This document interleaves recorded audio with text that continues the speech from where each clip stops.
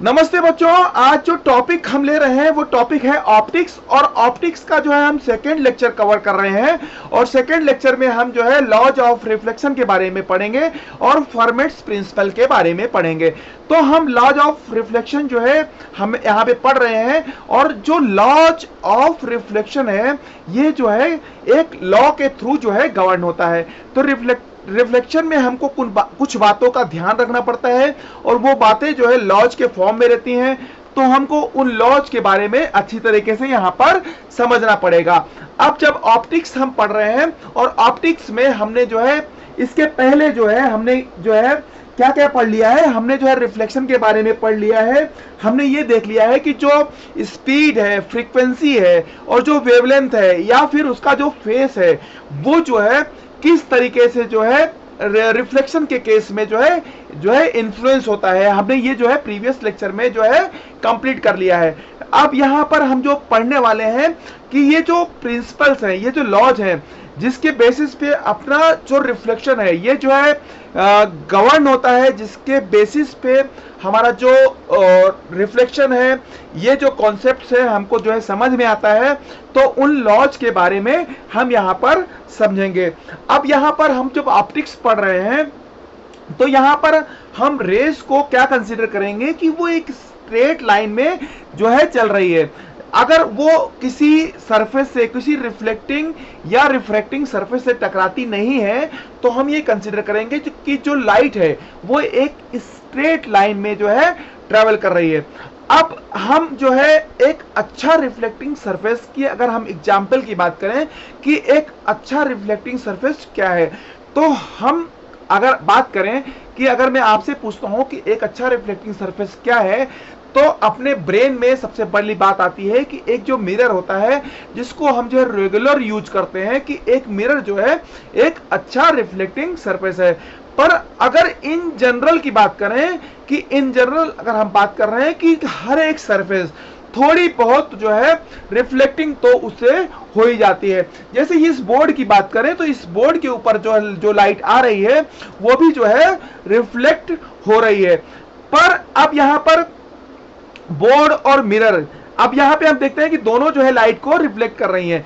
तो बोर्ड भी लाइट को रिफ्लेक्ट कर रहा है और मिरर भी लाइट को रिफ्लेक्ट कर रहा है। अब बोर्ड जो है, बोर्ड से जो लाइट रिफ्लेक्ट हो रही है इसका जो है अगर हम बात करें कि इसका जो रिफ्लेक्टिंग जो रेज है इसका परसेंटेज जो है बहुत कम है। पर अगर हम मिरर की बात करें तो मिरर में जो है जो रिफ्लेक्शन है, रिफ्लेक्शन का परसेंटेज जो है बहुत ज्यादा होता है। तो परसेंटेज कम है या फिर जो है ज्यादा है, लाइट का कुछ परसेंटेज तो रिफ्लेक्ट जो है होता ही है। अब ये जो कॉन्सेप्ट्स है, ये जो कॉन्सेप्ट्स की हम यहाँ पे बात कर रहे हैं, ये कॉन्सेप्ट्स कभी कभी जो है एग्जाम में हूबहू जो, क्योंकि ऑब्जेक्टिव एग्जाम हो रहे हैं तो उसमें ये जो कॉन्सेप्ट्स हैं एज यूजुअल जो है क्वेश्चन में पूछ लिए जाते हैं। आईआईटी में एक क्वेश्चन इस बेसिस के ऊपर पूछा जा चुका है कि जो ये जो कॉन्सेप्ट है इसके बेसिस पे जो क्वेश्चन पूछा गया है हूबहू जो है इसी कॉन्सेप्ट के ऊपर बेस था। अब अगर हम एक बाल्टी ले लें और बाल्टी में हमने जो है वाटर को फिल कर लिया और हम उसके अंदर झांक रहे हैं, तो आप देखेंगे कि अपने चेहरे की इमेज जो है दिखाई ही देती है। अब वो जो चेहरा है थोड़ा फेंट दिखाई देता है, लेकिन वो हमारा जो फेस है वो जो है ऑब्जर्व होता है। तो अपने को अपनी इमेज दिखी, ये फिनोमेना क्या है, अपने को अगर अपनी ही इमेज दिख रही है तो ये फिनोमेना क्या होता है, रिफ्लेक्शन या फिर रिफ्रैक्शन। तो जो रिफ्लेक्शन होता है, रिफ्लेक्शन चूंकि लाइट की रेज वापस हमारी आंखों में आ रही है। अगर जो हमारी जो लाइट है, रिफ्लेक्शन क्यों हो रहा है, क्योंकि जो लाइट है, लाइट की जो रेज है वो हमारी आंखों में जो है वापस आ रही है। अब हम जो है अब अगर हम विंडोज ग्लास की बात करें तो विंडोज ग्लास को हम जब देखते हैं तो हमें जो है बाहर की चीजें जो है ऑब्जर्व होने लगती हैं। तो यहाँ पर जो लाइट है, लाइट जो है रिफ्लेक्ट नहीं हो रही है, यहाँ पर लाइट क्या हो रही है, रिफ्रैक्ट हो रही है। लेकिन अगर विंडोज ग्लास के क्लोज हम पहुंच जाए, अगर विंडोज ग्लास के बहुत अधिक क्लोज हम पहुंच जाते हैं तो वहां हमको अपना चेहरा जो है दिखाई देने लगता है। तो ये जो है ये जो है जो इंसिडेंट है कि जिसमें हम ग्लास के बहुत क्लोज पहुंच जाते हैं और वहां हमको अपना चेहरा दिखाई देने लगता है, तो इस इंसिडेंट को हम क्या बोलते हैं, जो है रिफ्लेक्शन। अब जो है रिफ्लेक्शन चाहे कम मात्रा में हो या फिर जो है ज्यादा मात्रा में हो, पर रिफ्लेक्शन तो जो है होता ही है। अब एक जो है अभी बहुत पहले एक टीवी में एक एडवर्टीजमेंट आता था कि रेस्टोरेंट में जो है दो लोग जो है दो कस्टमर जो है भोजन कर रहे होते हैं और एक लेडीज आती है। लेडीज क्या है, स्वीपिंग का काम कर रही होती है और वो जो लेडीज होती है वो क्या करते हैं, स्वीपिंग करते करते वो जो बकेट होता है, बकेट के में जो पानी रहता है उसको जो है वो स्पिल कर देती है, जो है थ्रो करती है। और जैसे ही वो लेडी जो है, जो स्वीपिंग लेडी रहती है, वो वाटर को थ्रो करती है, तो जो कस्टमर बैठे होते हैं वो टेबल के नीचे जो है झुक जाते हैं। तो उनको लगता है कि वो वाटर जो है उनके ऊपर आने ही वाला है, लेकिन जो लेडी रहती है उसका एम क्या रहता है कि वो ग्लास के ऊपर वाटर को थ्रो करती है और ग्लास को जो है क्लीन करती है। तो ये जो है एक क्लीनिंग प्रोडक्ट जो है मार्केट में आया था, उसका एडवर्टीजमेंट था और उसका पर्पज ये था कि जो ग्लास है, उसका पर्पज था कि जो ग्लास है वो इतना क्लीन है कि वो जो ग्लास है उससे कोई भी रे जो है रिफ्लेक्ट नहीं हो रही है, पूरी की पूरी रे रिफ्लेक्ट हो रही है। और जो लेडीज है वो जो वाटर जो है थ्रो कर रही है वो जो है कस्टमर के ऊपर आने वाला है। तो एक्चुअली वो जो कस्टमर्स थे उनको तो ये पता ही नहीं था कि जो यहाँ पर जो भी रेज है वो पूरी जो है रिफ्लेक्ट नहीं होती है, कुछ ना कुछ परसेंटेज जो है रिफ्लेक्ट होता है। लेकिन जो कस्टमर्स थे उनको ये कंसीडर हुआ कि जो वाटर थ्रो हो रहा है, पूरी की पूरी लाइट जो है वो पूरी रिफ्लेक्ट हो रही है और जो ओमेन जो है, जो लेडीज है जो कि स्वीपिंग का काम कर रही है, वो जो वाटर थ्रो कर रही है वो उनके ऊपर आ जाएगा। तो यहां पर हम देखते हैं कि मान लीजिए कैसी भी सरफेस है उसके ऊपर अगर कोई लाइट टकरा रही है तो वो जो है रिफ्लेक्ट जो है होगी ही होगी। तो मान लेते हैं कि कोई एक सरफेस है, ये एक हमारी कोई एक सरफेस है और इस सरफेस के ऊपर कोई एक जो है रे जो है हमारी जो है इंसिडेंट एक रे जो है आ रही है। तो अब यहां पर देखते हैं कि यहां पर जो है कोई सरफेस है, उसके ऊपर एक लाइट रे जो है वो क्या है आकर टकरा रही है और हमको जो है एक इंसिडेंट रे मिलती है। तो हम इसको क्या बोल देते हैं, इंसिडेंट रे। ये हमारे लिए क्या हो जाती है, इंसिडेंट रे हो जाती है। अब जिस पॉइंट पर आकर टकराएगी उस पॉइंट के ऊपर हमने क्या किया, एक जो है नॉर्मल बना दिया। ये जो है हमने एक जो है नॉर्मल बना दिया। तो ये क्या हो गई, हमारा एक नॉर्मल हो गया। और इंसिडेंट रे ये जो हमारी इंसिडेंट रे है और ये हमारी क्या है, नॉर्मल है। ये जो लाइन है हमारी, जो स्ट्रेट लाइन है, ये क्या है, नॉर्मल है। तो इंसिडेंट रे और नॉर्मल, इन दोनों के बीच में ये जो हमारा जो एंगल बन रहा है, ये जो हमारा एंगल जो थीटा बन रहा है, इसको बोलते हैं angle of incidence.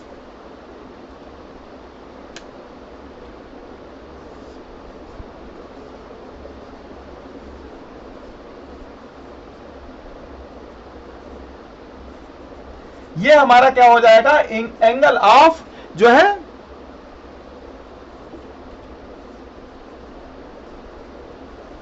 Angle of incidence हो जाएगा। अब ये हमारा जो है एंगल ऑफ इंसिडेंस हो गया।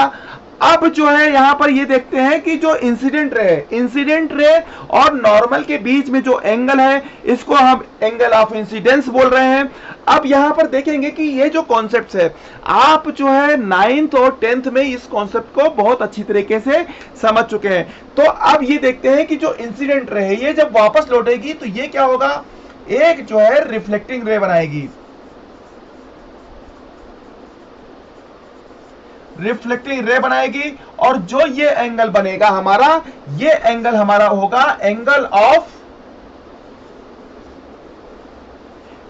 ऑफ जो है, इसको क्या बोलते हैं हम, जो है ये हमारा जो बनेगा, ये हमारा बनेगा एंगल ऑफ ये जो हमारी रिफ्लेक्शन होके जो एंगल बनने वाला है, इस एंगल को हम क्या बोलेंगे, एंगल ऑफ रिफ्लेक्शन। तो ये हमारा बन जाएगा एंगल ऑफ रिफ्लेक्शन।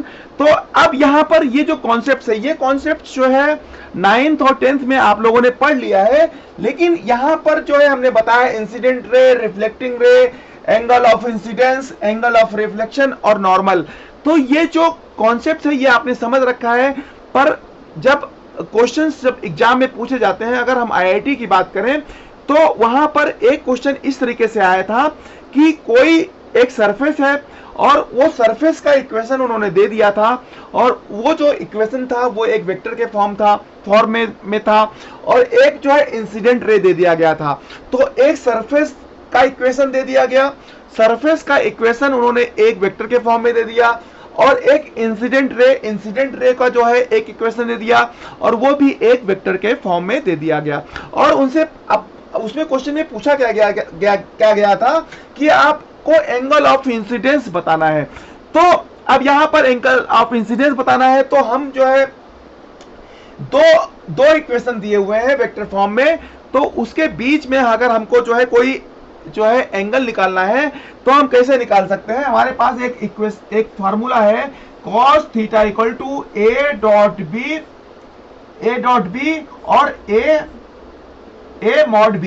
इस तरीके से एक जो है एंगल निकालने का वेक्टर में एक फार्मूला है cos theta equal to a vector dot b vector upon a mod b। तो इसके द्वारा जो है हम एंगल को निकाल सकते हैं, पर उसमें जो है मैक्सिमम जो ये क्वेश्चन है, इसमें जो ये जो एंगल है, जो एंगल ये है, जो सरफेस और इंसिडेंट के रे के बीच में एंगल है, ये एंगल जो है यहां से थीटा निकल के आता है। लेकिन हमको क्वेश्चन में पूछा क्या गया था कि इंसिडेंट रे और नॉर्मल के बीच का जो है एंगल निकालना है। तो ये एंगल अगर 60 दिया हुआ है, तो जो आपको ऑब्जेक्टिव में आंसर दिया हुआ था वहां 60 दिया हुआ था, तो बच्चों ने सीधे यहां से एंगल निकाला और वहां पे थीटा इक्वल टू 60 पे टिक कर दिया।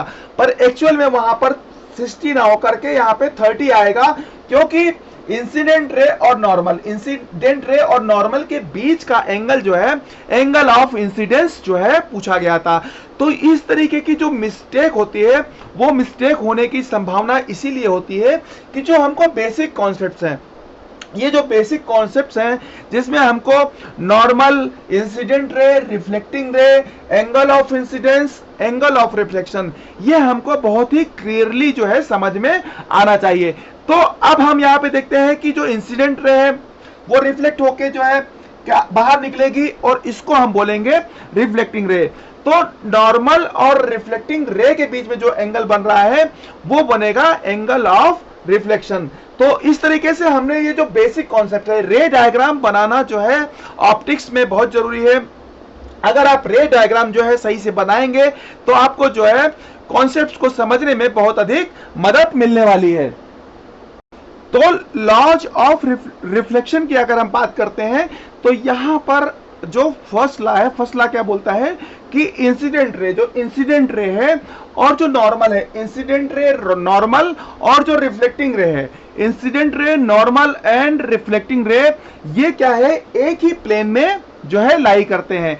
अब हमको ये बता दिया गया कि जो फर्स्ट लॉ है, फर्स्ट लॉ क्या बताता है कि जो इंसिडेंट रे है, नॉर्मल है और जो रिफ्लेक्टिंग रे है, ये जो है एक ही प्लेन में lies in the same plane.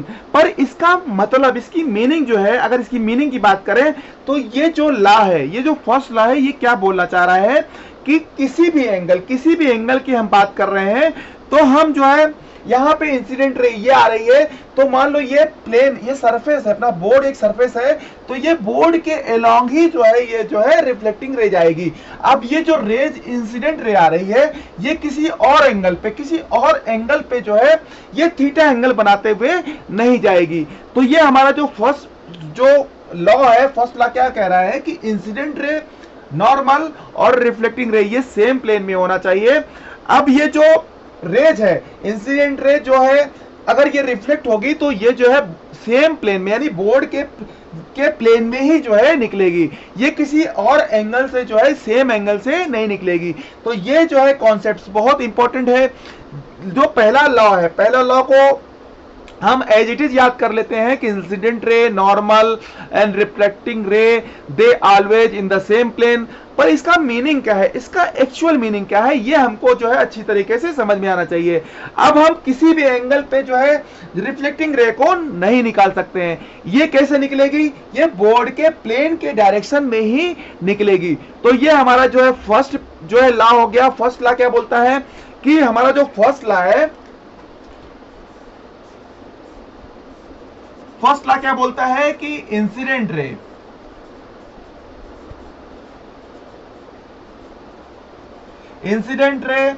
Reflecting रे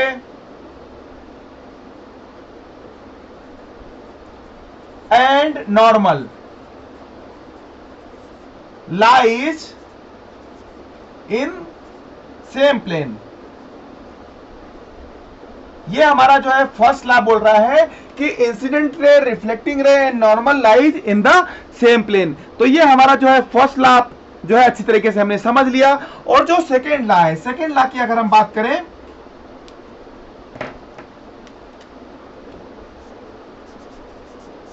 सेकेंड लॉ हमारा क्या बोलता है कि एंगल ऑफ इंसिडेंट और एंगल ऑफ जो है angle of reflection, angle of incidence और एंगल ऑफ रिफ्लेक्शन जो है एंगल ऑफ रिफ्लेक्शन, ये जो है आपस में बराबर होते हैं। अब कोई ये कहे कि ये जो है आप हमको प्रूव करके दो कि जो है एंगल ऑफ इंसिडेंस और एंगल ऑफ रिफ्लेक्शन जो है दोनों आपस में बराबर हैं।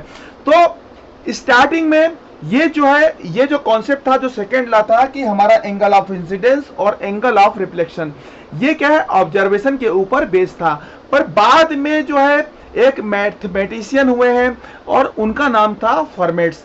तो फर्मेट्स ने जो एक मैथमेटिशियन थे, उन्होंने इसको समझाने का प्रयास किया कि उनका कहना था कि ये जो कोई भी एक चीज है, कोई भी एक जो है इंसिडेंट अगर हो रहा है तो वो किसी न किसी लॉ से जो है बाउंडेड होता है।